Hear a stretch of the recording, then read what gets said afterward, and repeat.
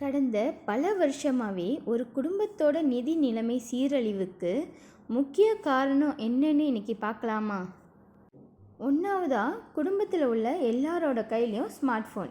குழந்தைங்கள இருந்து பல்லு போன பாட்டி வரைக்கும், அதுவும் காலையில் எந்திரிச்சதுலேருந்து நைட்டு தூங்குற வரைக்கும், அட டாய்லெட் போகிறப்ப கூட அந்த ஃபோனை விடுறதில்ல. இரண்டாவது, ஸ்டேட்டஸ்ன்ற பேரில் சக்திக்கு மீறி கார் வாங்குறது தப்புன்னு சொல்லலை, ஆனால் விரலுக்கேற்ற வீக்கம் வேணும் இல்லையா? 3, வீட்டில் சரியாக சமைக்கிறது இல்லை, அப்படியே சமைச்சாலும் அதை பலரும் சாப்பிட்றது இல்லை. லீவு நாட்களில் தேவையில்லாமல் வெளியே போய் சாப்பிட்றது. அப்புறம் சிக்கன் பழசாயிடுச்சு, சாப்பாடில் முடி இருந்துச்சு, பல்லி இருந்துச்சு, ஃபுட் பாய்சன் ஆயிடுச்சுன்னு சொல்ல வேண்டியது. 4வது, பியூட்டி பார்லர் போய் நகத்தை பிக்கிறது, ஒட்டுறது, தேய்க்கிறதுன்னு நல்லா இருக்கிற முடியை கூட டிசைனாக அலங்கோலப்படுத்துறதுன்னு தேவையில்லாமல் செலவு செய்கிறது. 5வதா, அடுத்தவங்களை பார்த்து அனாவசியமான செலவு செஞ்சு பர்த்டே செலிப்ரேட் பண்ணுறது.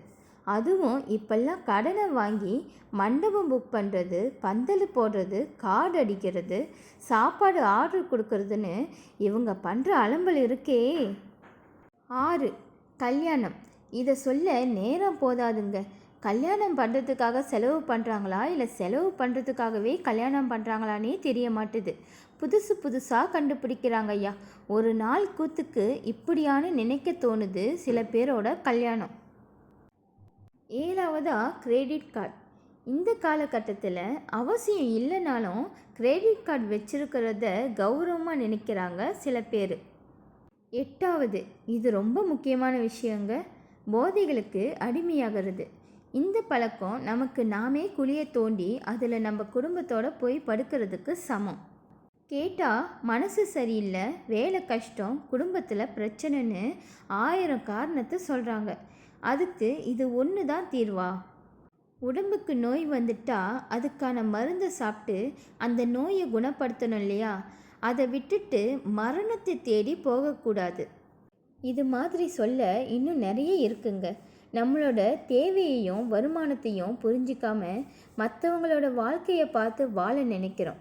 அவங்க வாழ்க்கையை நாம் வாழ்ந்தா நம்ம வாழ்க்கையை நாம் எப்போதாங்க வாழ்கிறது? நமக்கு இருக்கிறது ஒரு வாழ்க்கை தான், இனியாவது அதை சந்தோஷமாக வாழலாமே. நம்ம சேனல் பிடிச்சிருந்தா லைக் பண்ணுங்கள், சப்ஸ்கிரைப் பண்ணுங்கள்.